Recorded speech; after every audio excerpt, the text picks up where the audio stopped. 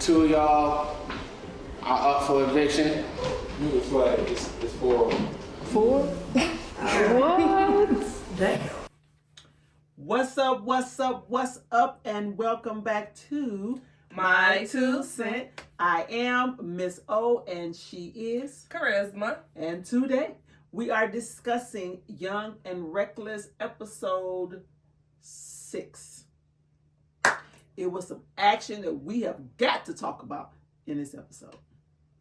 The opinions expressed in our content is for entertainment purposes only. We do not assume liability or endorse any of the third-party content used in our materials. Okay, so we start this episode off with folks fighting for their life, y'all. Fight 1, round 1. Ivory versus Melanie. Come on, Ivory, get up! They let them 2 rhinoceroses go at it in the parking lot.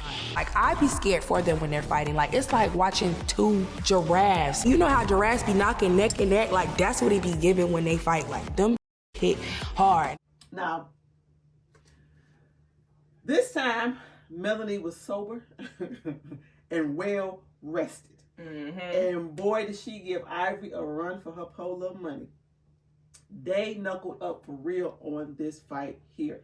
It was like watching 2 animals in the wild just kicking up dust. I think my TV shook a couple of times after a couple of them blows that they was giving each other. But unfortunately, after the dust settled, Ivory's eye did take an L. She did take a small L. A big L. A small L on that eye. And I think it's because I think that Ivory really underestimated Melanie. I think she felt that I already fought her, and what she brought to that first fight,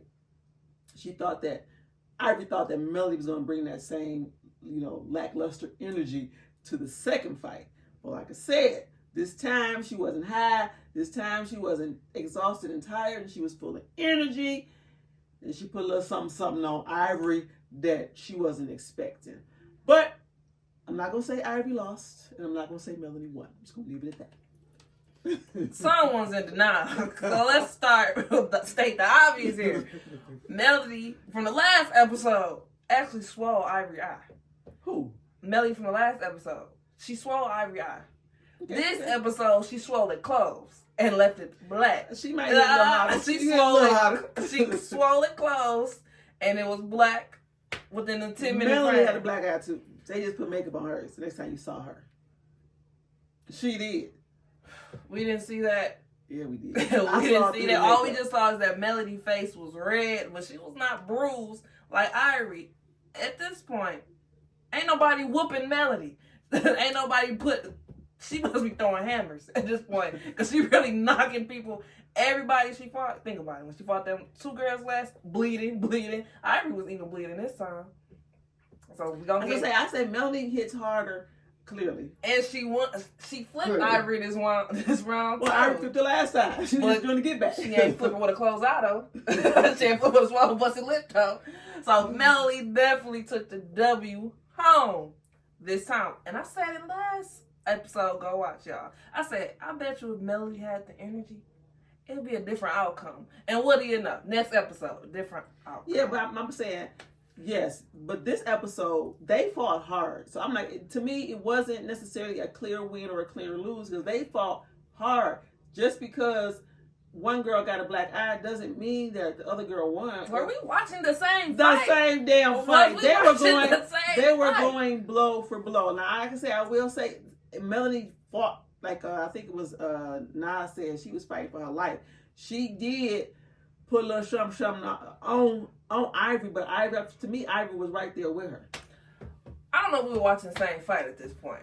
I feel like 2 things that people were sleeping on last episode, it came to fruition this episode. The girl was tired, she said, and she was on shrooms.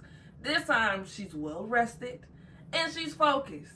And she gave Ivory what she gave them other girls. Of course, it wasn't as much. She actually did more damage to these girls. I mean, to Ivory than she did to them other girls. The other girls, they, lips was just busted, but she ain't swelled her eye closed. She might do a little swell. Them fights was like over like that. This one, it's like they really They was knuckled up thumping. And in Ivory the dirt and the was dust. not getting, she didn't get the most hits in this round either. That's why I said Melly got the most hits not in. Tussman this time. And Ivory, she got the most hit in, and she did the most damage. So to me, it's a clear win. And she left. I don't know about clear. It was I clear. don't know about clear. I mean, She was flipped her. some fighting She going made her on. put that swimming cat on, had her swimming on the ground, and then she was just working That came right on. Right. She was up there. Pop. I feel like definitely Melody had something to prove with that fight. She really did. I think she was. all I think her it was more, I'm frustration. tired of this. She kept saying, "I'm tired of this hoe." That's what she kept saying. Ivory. Yeah. I think she was just frustrated with the entire show at this point. Yeah. Everybody that didn't like her got that. She took it out on Ivory in that fight. She was hitting everybody. Ivory was standing there, but she was seeing Ferragamo. She was seeing KP. She was seeing everybody, and she was throwing them blows. So I was like, I don't think Ivory caught the build up, but Ivory won it, so that's her fault. Hey, like I said, I actually like both of them, but I like Melanie more than I like Ivory in their situation, if that makes sense. Ivory, to a certain extent, is a likable bully. Melanie, I don't even she's call not her a likable. bully. The girl said she was on shrooms. That's on like, she was on shrooms. That's all it was. She wasn't really going around the house bullying. A bully is a bully. They gonna bully all around the time, no matter what. Melly wasn't on that energy till she was on that shroom in that room. Other than that, bully conversation. When she was in the what? when they was doing the little dance thing, that episode. She was dancing with the girl, KP. Yeah, but I'm saying, but it was still like you gotta exert some kind of dominance in the room. To me, that's the bully vibe. She was the only person that spoke up. Like, nobody was talking to you directly, but you felt the only person that spoke up was her. Even, like KP said, I was talking about Cash, and she knew I was talking about her. That's the only person that should have spoke up during that conversation. But that's another whole episode. I was like, even like Nas, hold on. Like Nas said, she said, I understand why she did that, because she said KP ain't put a name on it. But KP just had an argument, just had a conversation with Cash, saying that she's the one who booed her. Then clearly that's the one I'm talking to. Clearly. Everybody was ganging up on me anyways. They didn't want me there. I might as well eliminate myself and then beat your ass before I gotta go. You don't like me?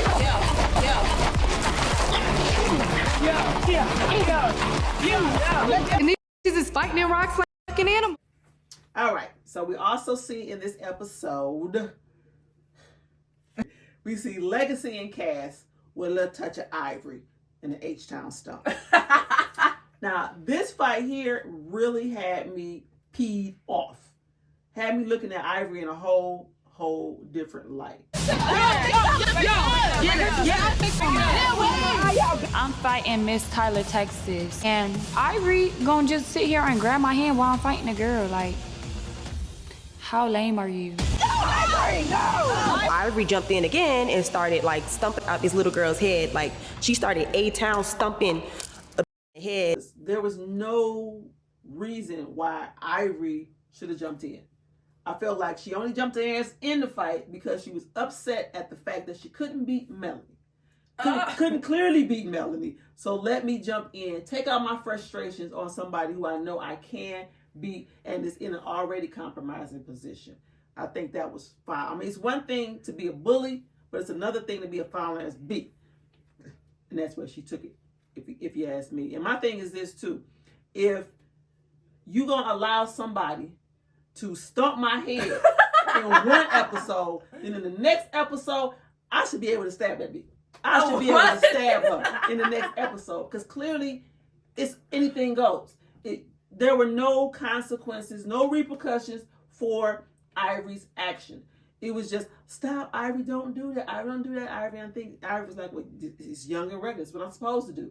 And it was just, it was done. So I'm like, I feel that looking at Legacy too, I felt like that really affected her. Like, I think she had a concussion after that. I mean, you can't just have somebody big ass Ivory stomp your head and not have some consequences. And I think, like, yeah, it's a good thing she left, and it was her. Because if that was me, I've been plotting Ivory demise every single day if I was still on that show. Because that just wasn't right. That wasn't right that you jumped in it. And I feel like too, if either way, whether Ivory jumped in it or not, Cass was losing, and she was gonna lose because she couldn't beat Legacy. It was pointless. It was too much. Yeah, at that point, that was not a Legacy and Cass fight. I almost forgot that she was fighting Cass. It was more of a Legacy and Ivory situation. Pretty much. And the only reason she got off on Legacy is because how Melody did her face in. Because before then, she was talking about how she gonna get her lick back and she gonna send her home. And that's when we saw that fresh little glimpse of that black eye under there. It was closed shut. Right. She was mad. She was mad. And then you hear two people on the side talking, and one of the people you don't like, she put a battery in Cass' back and told her, forget, what'd she say? So when did you get home? Forget about the house. Side note, I am tired of these cast members letting other cast members influence them. At this point, it's giving young and dumb, young and clueless, young, I don't know what to do. that's what it's not giving young and reckless. Young. Yes, young. You easily influenced when you're young. Look, no. Ivory is the youngest one in that house. She is right. So I don't even want to hear that. Certain people just when they got their own when they have their own personalities or their own stance on stuff, it ain't nothing nobody else can tell me. She got this a bully. Ivory's definitely No. I'm not talking about being a bully. When you have your own mind, you don't care what other minds say because guess what? I made them. These other cast members don't have that. Maybe a few others. Naj has her own.